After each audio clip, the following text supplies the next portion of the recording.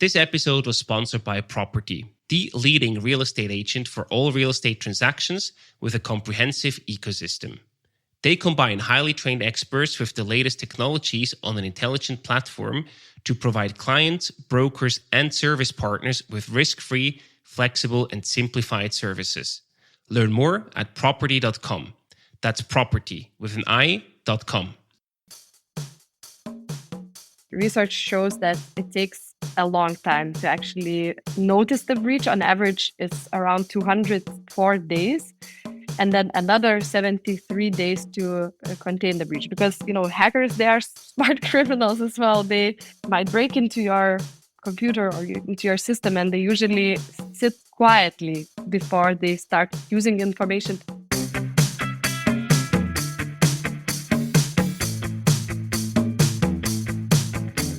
Welcome to the Swisspreneur Show, a podcast about startup stories and learnings from experienced entrepreneurs. If you enjoy listening to our show, make sure to follow the podcast and leave a rating. And now, here's your host, Merle.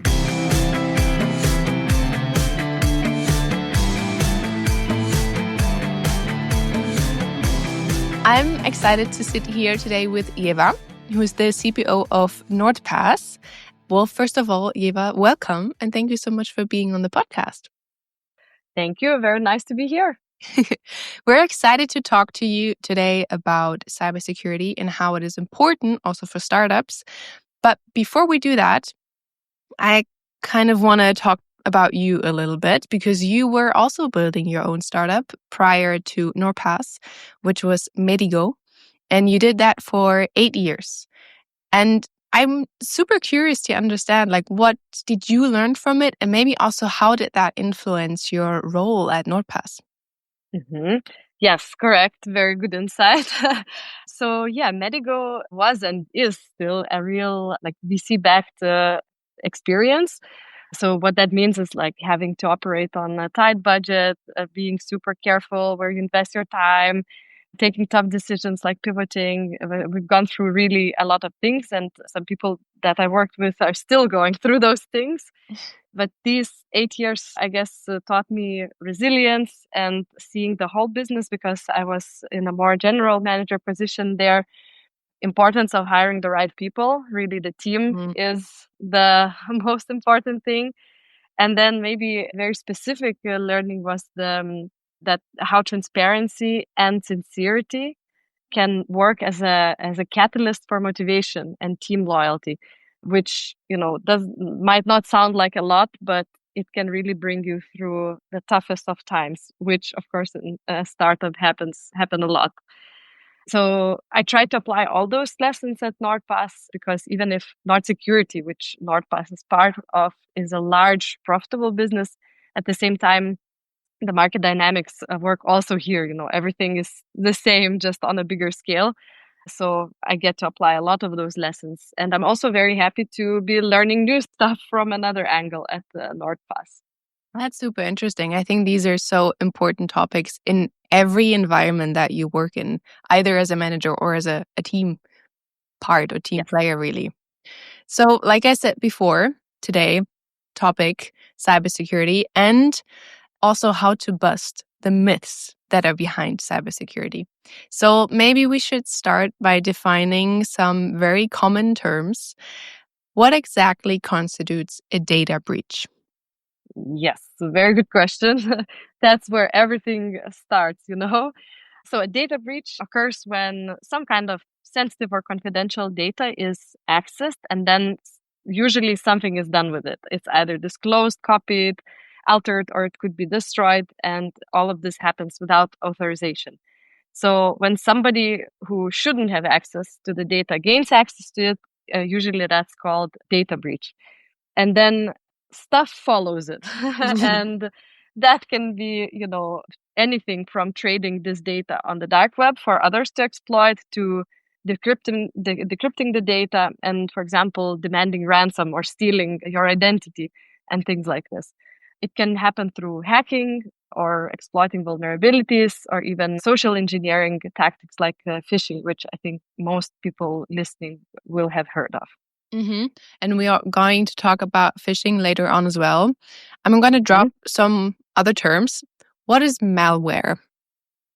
Yes, so malware refers to program or programming that was deliberately designed to cause harm or for you or for your device. So this can include malicious software like viruses that we are all aware of, trojans, ransomware, spyware, and other kind of ware.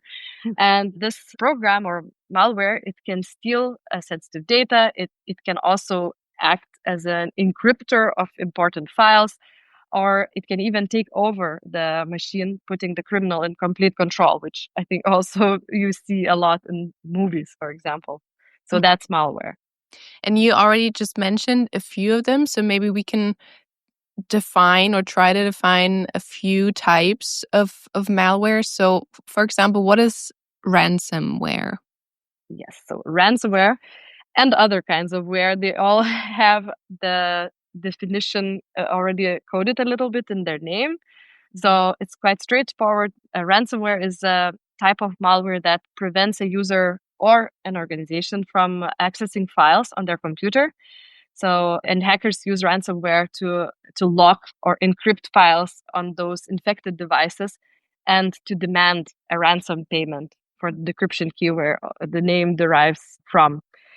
So, yeah, usually the motivation from ransomware attack is financial gain, but sometimes it can also just be done to disrupt business operations, to cause reputational harm. And yeah, it's one of the cyber threats that happen most often to companies and individuals. Mm-hmm. And we've also heard of adware before. Can you tell us a bit more about that? Yes, so adware is a type of grayware because it could be also not harmful. It's inherently not harmful, but basically the way it's designed matters. So it's a software that displays unwanted or malicious advertisements on the user's device. It also can track activity online and collect the data to then target advertising to the user. And this sounds a lot like the usual targeted advertising, but basically it usually includes some kind of malicious intent if it's adware or if it wants to be called adware. It's usually installed alongside some kind of desired software without user knowing it, and that makes it a malware. It's developed to put advertisements on the victim screen and often in a web browser or a pop-up. To mention an example, for example, in 2017, there was a large-scale adware campaign called Fireball. It spread through like piggybacking on the legitimate software, just like I described, and it hijacked the browser. It modified the settings of the browser, redirected search queries. So if you looked for something, it would go somewhere completely different, and tracked user activity to then deliver some kind of targeted advertisement. Reports counted that over 250 million computers globally were infected with this malware. Yeah. And then the problem occurs when me as a user, I click on the pop-up, for example. Mm-hmm. Yes, for sure. I mean, it would bring you somewhere strange, probably, because it's not legitimate. So that would be the point where you would know. Yeah.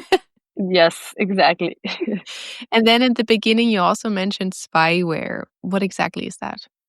Yes. So spyware is software that secretly monitors and collects information about a user's activities or information of the device and things like this.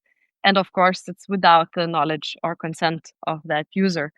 It's designed to collect the sensitive data and is often used as the first step before another type of attack occurs. It can hide on your computer for a long time, collect this information before the attacker has enough, and can then, go and do further harm, such as phishing, for example, with the information that they collected.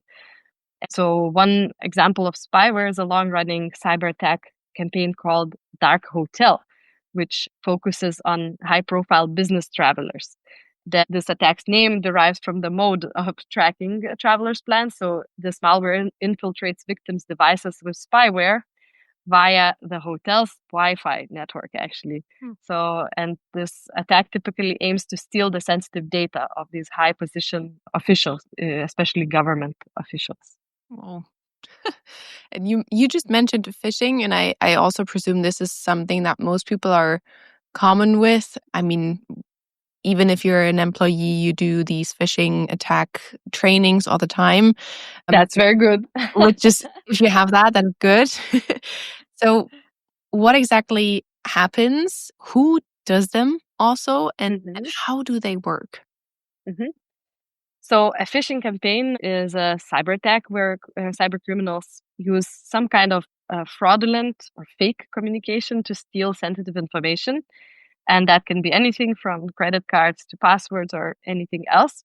It involves a hacker sending some kind of a message, for example, an email, and pretending usually to be someone else, somebody a user knows, or some kind of a trustworthy organization. It could be police, it could be, for example, DHL or another company that everybody knows. And if the target falls for the cyber attack, they might click on a malicious link, and that then does its job. It's either download some kind of malicious software like malware, or it can bring you to a fake website where some kind of information will be asked. And if the user is not aware, they can enter some sensitive information, and this way it can be stolen. Actually, there has been a really good example recently, not good in the sense that it's not good what happened, but it's a great lesson perhaps. So some listeners might know this free resource to check if your data has been leaked on the dark web called Have I Been Pawned? The builder of this website is very famous. His name is Troy Hunt, and he does it completely, it gives out this information for free on the website, and it's used also by FBI and stuff like this. But so what happened is that Troy Hunt himself has actually fallen prey to a phishing attack where legitimate looking MailChimp email was sent asking for some kind of details, or like looking exactly like the emails they would send. And Troy Hunt clicked on the link and actually put in his credentials on this fake website, and immediately the attacker used those credentials to download the whole mailing list from the MailChimp service. And still nothing happened to it, but basically just the hacker having this information is already a breach, and it's already worrying because you never know what it can be used for. And yeah, this tells you just how sophisticated these phishing attacks can be, that even, such cybersecurity professionals can be fooled by them. And you really need to be careful and check twice before entering your sensitive information. Check if basically the website you are entering it is really legitimate. Mm-hmm. Do you happen to know if one can now still use the website though? Is it still safe to use the website to check if your data has been breached? Yes. Okay. Yes. So he fixed the breach very quickly. He noticed that it was fake link very quickly after that happened, and everything is fine now. Yeah. All right. So go to Have I Been Pawned to check. Yeah, exactly. I think Have I Been Pawned now is in Have I Been Pawned database. It has been pawned. Yep. So now we've heard so many different definitions also, and learned and understood actually what all these things mean. Let's say now this has happened at my company through whatever way. How much is it going to cost me to repair it? Yeah, so it's hard to say exactly because it depends on how quickly, first of all, you realize that you have been breached, and then how quickly you are able to respond to this breach. And research shows that it takes a long time to actually notice the breach. On average, it's around 204 days. And then another 73 days to contain the breach. Because, hackers, they are smart criminals as well. They might break into your computer or into your system, and they usually sit quietly before they start using information to exploit you, basically. Therefore, you might notice the breach quite late. And it also is important what type of breach you experience. So, for example, ransomware attacks can be costly, and of course depends on the appetite of the criminal then, of how much money they are trying to get from you. On the other hand, if you lose, for example, customers' personal data, like Troy Hunt did, you might get sued.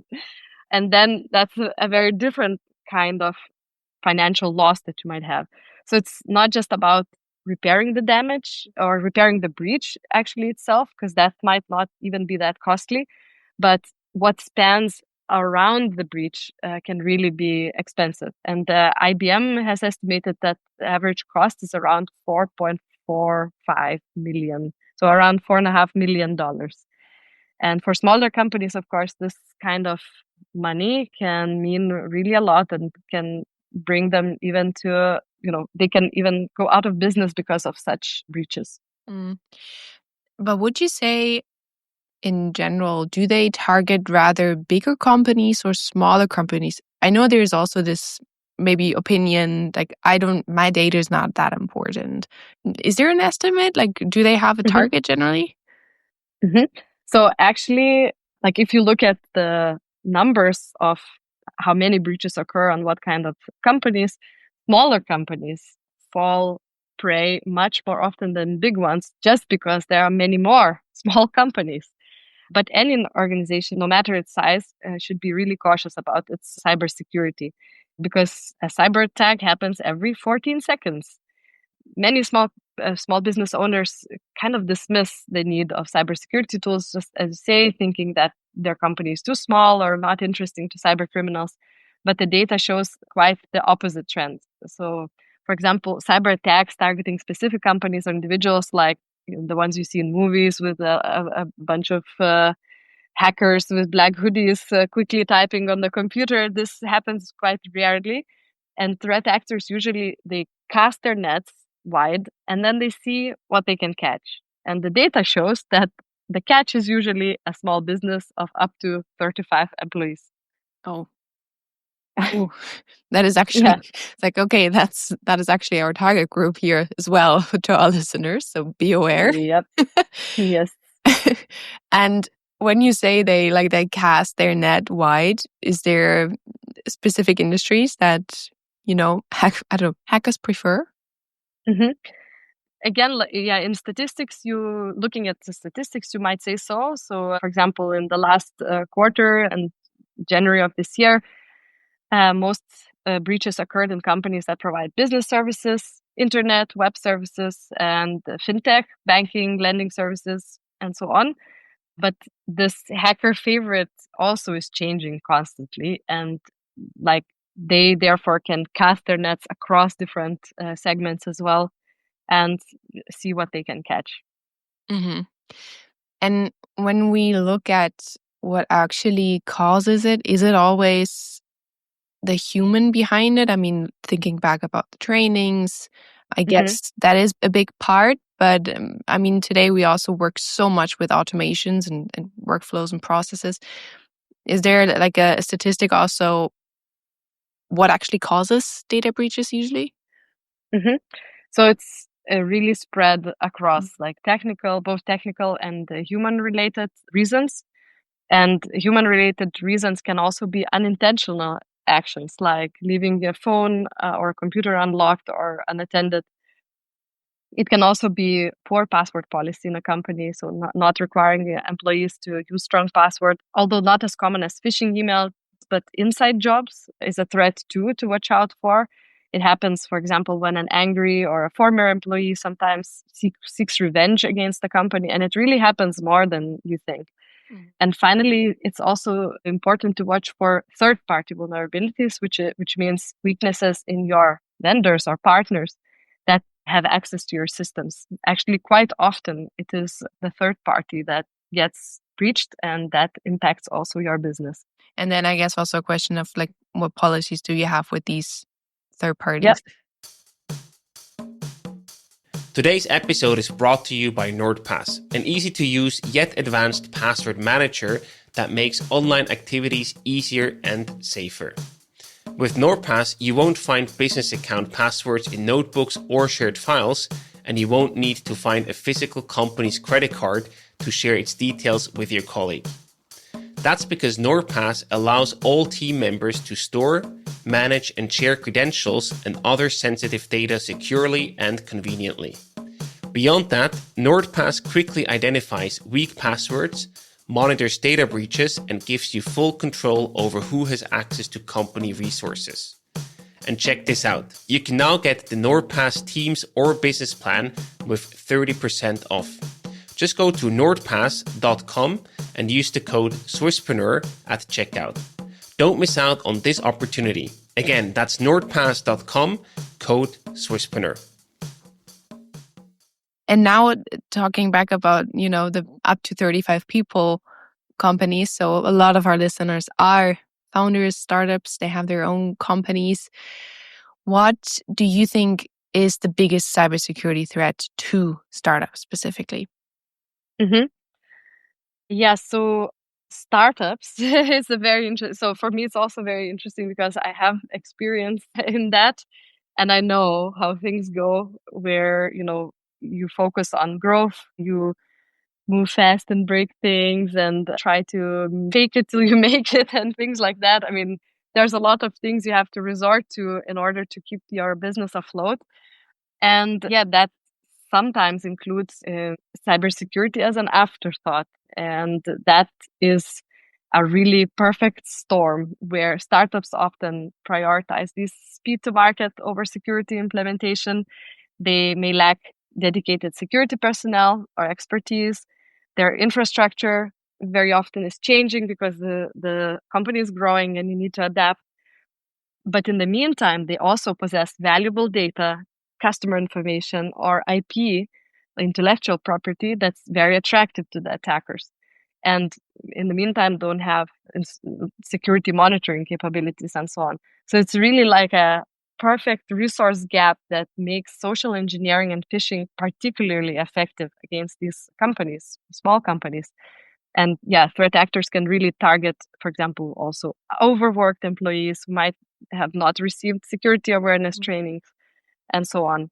So, and yeah, we just need to think that the consequences can really be devastating, from like theft of core intellectual property to ransomware attacks that can completely like halt operations, and that can happen at critical growth moments.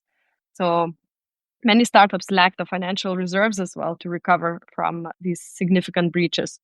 And that makes cybersecurity really an existential threat and more than just compliance concern. So in that sense, it's also often more expensive afterwards instead of preventive measures. Yeah, investing yes, there. definitely. We already mentioned a few things from password managers, security personnel, softwares, etc. And like I said at the beginning, we also want to bust some myths. The first thing that I think is the first thing that comes to people's minds when we talk about cybersecurity, strong passwords. Are strong passwords enough? So strong passwords are great, first of all. But yeah, alone, they are definitely not enough to protect the company. They are an important foundation of security, but yeah, they just represent one piece of a much larger security puzzle. They don't protect against phishing that we have talked about a lot, where employees are tricked into giving out credentials. So even if it's a strong password, an employee can just give it away. Also, they offer no protection against unpatched vulnerabilities in systems or applications. So that's like basically gaps in your technical setup. They don't address insider threats for employees who already have legitimate access. And also, they don't protect against malware or ransomware infections. And what about antivirus softwares? So antivirus software is another piece of a puzzle. It's one of the components of a comprehensive security strategy, but again, it is not enough. So it can detect and block malware in this case, but it has significant limitations. So for example, usually it's not able to detect very new threats or very sophisticated threats. Maybe you've heard about zero-day exploits. So that's when basically it's created and does damage on the same day. So of course, as every software, antivirus also needs to be updated in order to be effective. And that gap in between is the vulnerable window. It also offers no protection against social engineering attacks. phishing, misconfigurations, or vulnerabilities in the system, what we already mentioned, and same insider threats or credential-based attacks.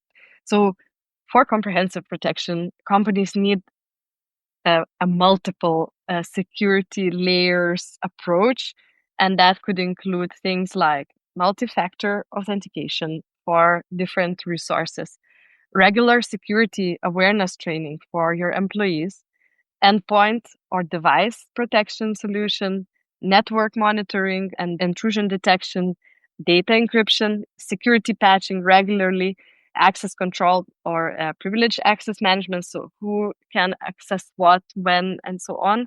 And then, of course, backup and disaster recovery plans and policies and procedures of the security, which also tells how all of these different measures work and protect the company together.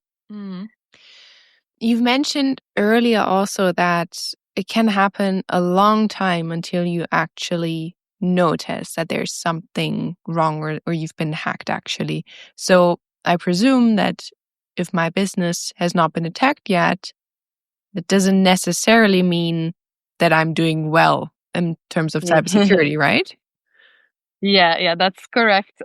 So it's not a very reliable indicator of good cybersecurity or even also the future safety. So it's like saying that if I've never been in a car accident, then I don't need seatbelts or insurance and so on. So cybersecurity really requires proactive measures and continuous improvement, not just kind of reacting to incidents or just setting things once and then forgetting about it. And this mindset of like that, if I haven't been hacked, then maybe I'm very secure, can create a false sense of security for several reasons. So you might actually have been hacked without knowing it, as you mentioned. Secondly, the threat landscape constantly evolves. So new vulnerabilities can appear, new techniques to attack can appear, for which you need to constantly upgrade your systems. Then also your company's profile might suddenly become more attractive as time goes. For example, you are growing or suddenly your industry becomes more attractive. And then also many attacks are opportunistic. So you might simply have been lucky so far. That's also very possible. And yeah, finally, if you have not been attacked, that means that your defenses have actually not been tested. So you don't even know if those defenses are effective. And yeah, so companies with strong security postures, they do regular testing of their defenses through vulnerability assessments and probably heard penetration testing. And yeah, they try to proactively address security issues rather than waiting for actual attackers to find those weaknesses. Which comes back a bit to what we said earlier, also rather working on preventive measures than later on dealing with the bad outcome. Consequences, probably. Exactly. And now specifically, I think young companies, and I mean, of course, also bigger companies, but young companies also often put a lot of effort on their marketing efforts, branding efforts, want to be out there, they want to be seen as a company, as a brand. And that also means, especially now these days, social media is probably one of the most used channels. Are they often targeted as well? Mm-hmm. Yes, absolutely. So social media accounts are frequently targeted by attackers, especially the business accounts, and they're very compelling for multiple reasons. So the brand reputation impact, those accounts can be used for to post malicious content that damages the reputation or spread misinformation about your company. Also, these accounts usually have large audience reach, which makes it very, very appealing for the attackers. That means that they have a big audience to spread malware, phishing links, or scams or other type of things. And people who trust in your brand might actually fall prey for those things because they think you are posting them. Then also social media accounts are great for intelligence gathering. So using the information that you find there to then build social engineering attacks against and basically go deeper into attacking your company. And another very important point is that social media services are often used for authentication. So you might use Facebook to authenticate into other services, for example. And that means that compromising one account can actually provide hackers access to multiple systems. That's why it makes it more attractive as well. And of course, as you said, because many companies now use social media for basically ultimately building their business, it's those accounts really are key if attackers are looking to disrupt the business. So they can be, significant, important communication channels for the company, and being hacked can disrupt operations and also customer relationships. So the common attack methods to gain access to social media accounts include, for example, password spraying or credential stuffing. So where a hacker basically just tries to guess the password to the account, but of course they do it not manually. They have scripts that actually try to stuff the credentials and this way unlock the accounts.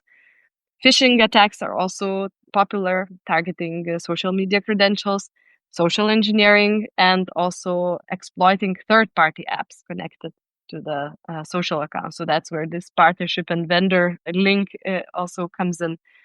So to protect business social media accounts, companies should really implement strict access control, first of all. I think everybody knows it. Just have to really do it because it's really important. You have to use strong, unique passwords with a password manager. Enable multi-factor authentication. That's a very effective protection. Limit admin access to have some kind of role-based access to your social media accounts. And of course, regularly review the connected applications and create some kind of formal process for account management and recovery. So that also, if something happens, you have the plan. Buying Bitcoin has never been this easy. Thanks to the Relay app, you can buy Bitcoin with a bank transfer or a debit and credit card within a minute. The great thing about Relay is that you are the sole owner of the Bitcoin you buy, as you're always in control of your funds. You can also set up a savings plan to buy Bitcoin automatically every week or month, or buy it fee-free for up to 100 Swiss francs or euros each month. Take control of your future today by downloading the Relay app in your app store of choice and use the code SWISSPRENEUR to enjoy 10% less fees. That's SWISSPRENEUR in all caps. A quick disclaimer, Relay services are exclusively recommended for Swiss and Italian residents. Now I wonder, specifically now in these times, we use social media so much. Do you think that cybersecurity risk actually correlates with how many hours we spend online? That's an interesting angle to look from. So, I think so. Generally, yes, for sure, because increased time online, it means that you are increasing your exposure to the threats. So you are spending more time using usually or potentially more services, more applications and websites. And each of these have their own potential vulnerabilities. The other point of this is of using or spending a lot of time online is alert fatigue. I don't know. I think that's also a new phenomena that has been, risen with the use of especially social media. So, but also just working on your computer. So fatigue changes your behavioral patterns. It might lead to riskier browsing habits. You might click on suspicious links when tired, without thinking about it.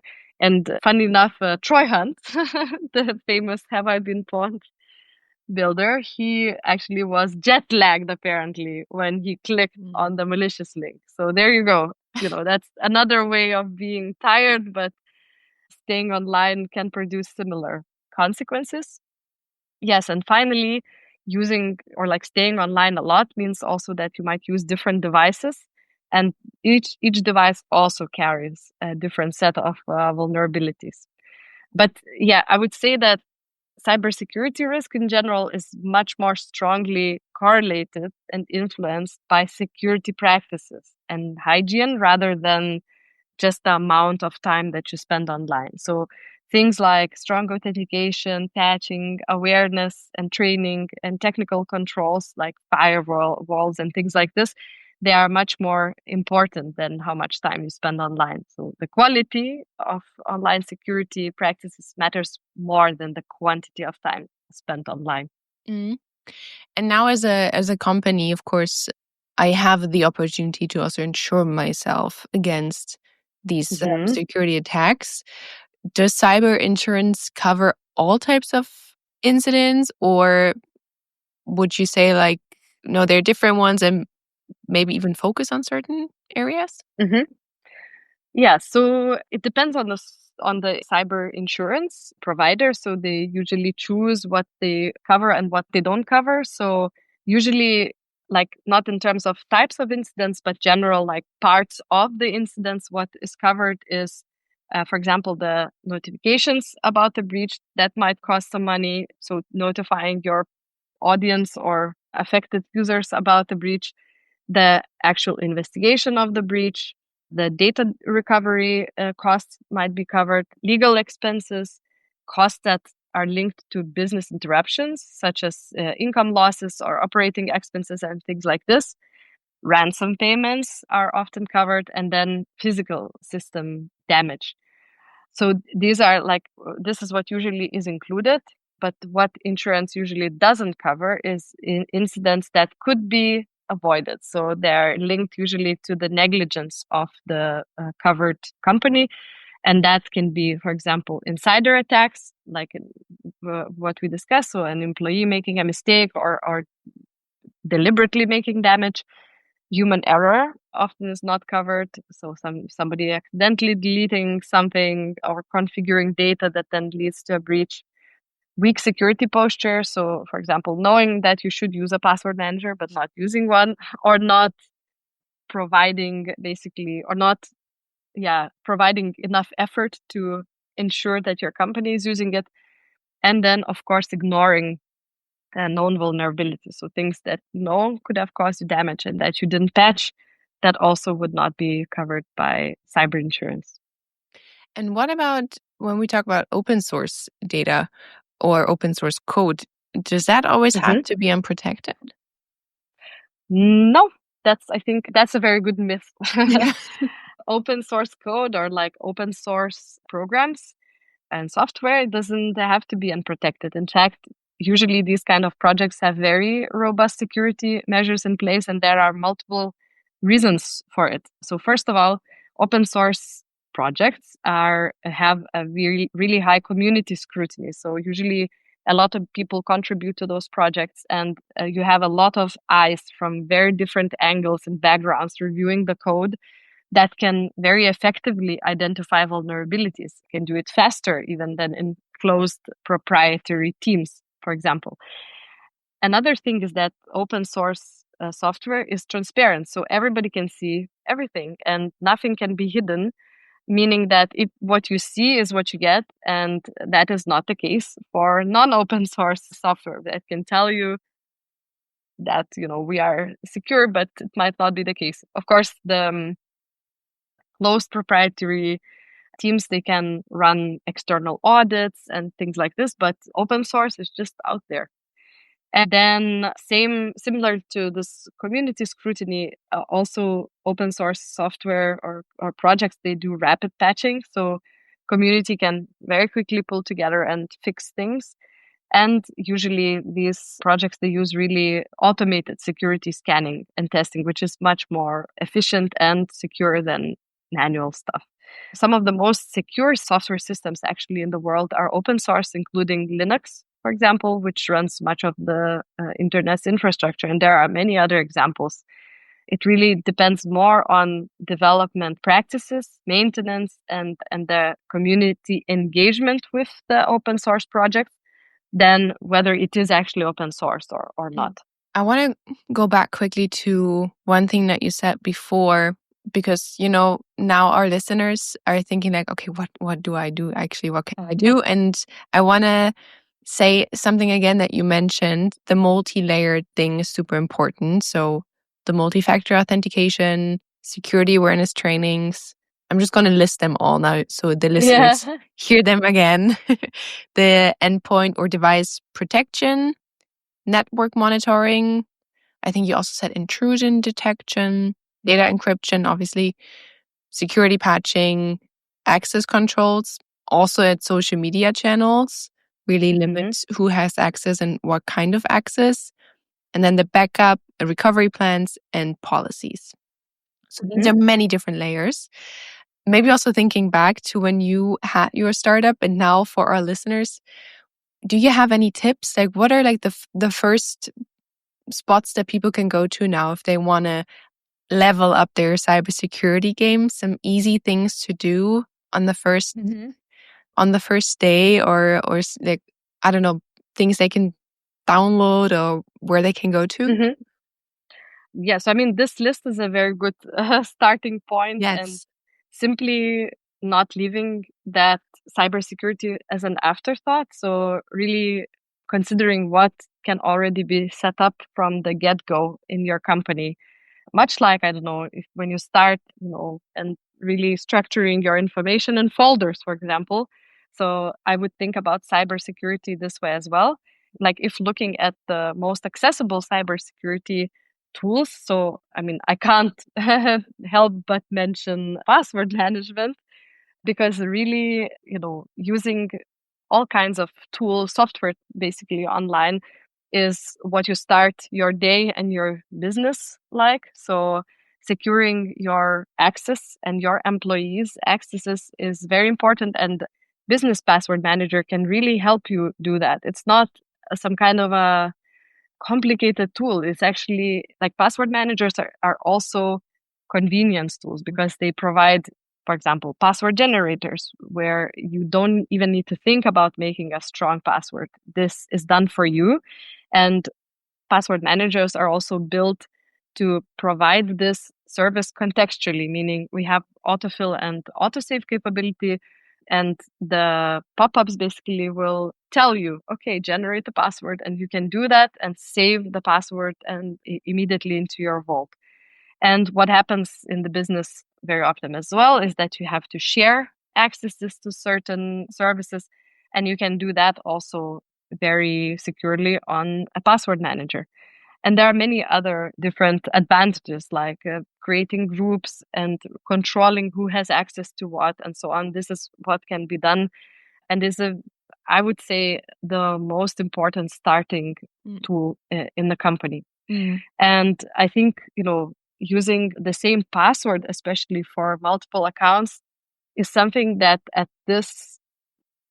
in this century, it is so careless. And it's really unacceptable, in my opinion.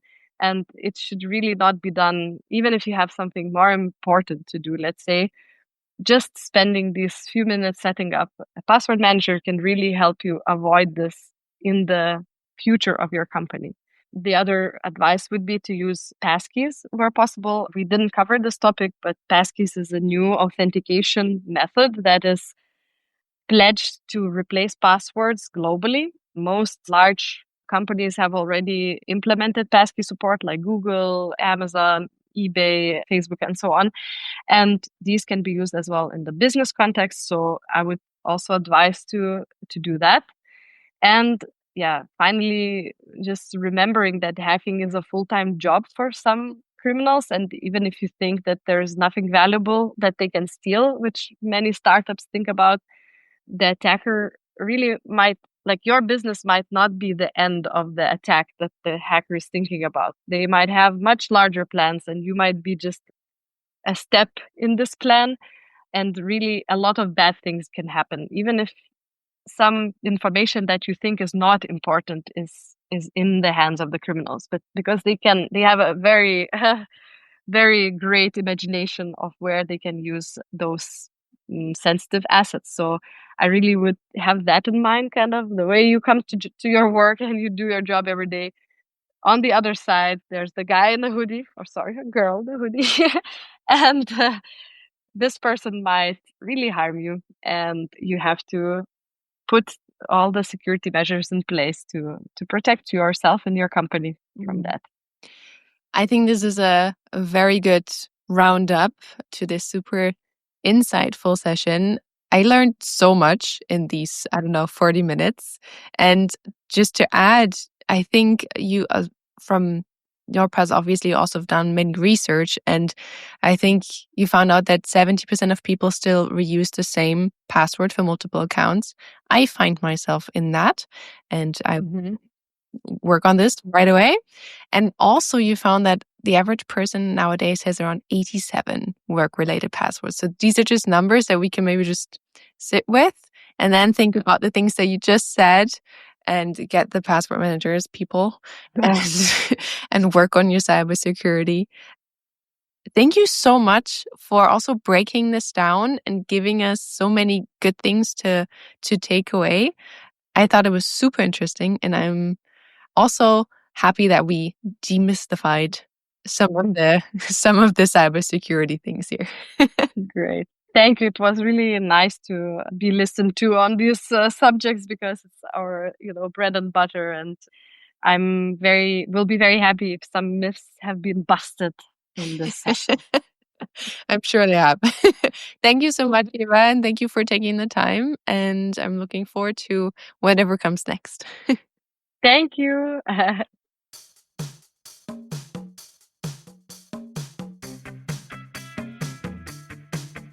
We hope you enjoyed today's episode.